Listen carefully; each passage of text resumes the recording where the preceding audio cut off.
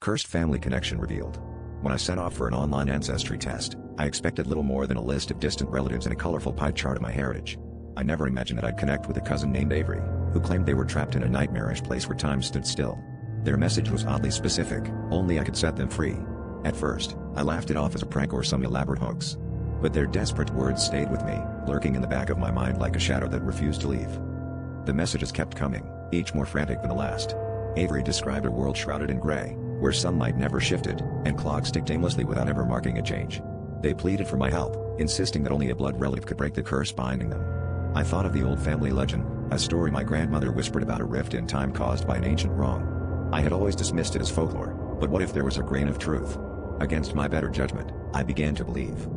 Compelled by a chilling mix of curiosity and dread, I followed the cryptic instructions Avery provided. They led me to a forgotten cemetery on the outskirts of town, overgrown with weeds and cloaked in mist. I found myself standing before a crumbling stone marked with our shared family name. As I touched the cold, damp surface, a surge of energy pulled me down, a sensation like falling through ice-cold water. I emerged in a place that defied logic, a realm of perpetual dusk, where shadows had formed and whispered my name. I found Avery there, their face a mirror of my own shock. As they reached for me, the air around us rippled, and I understood the price of setting them free. The world spun, and I fell backward into my own time, alone. The messages stopped, but now, every time I close my eyes, I feel the whisper of that timeless void tugging at my soul, reminding me that the rift still exists, waiting for someone else to fall through.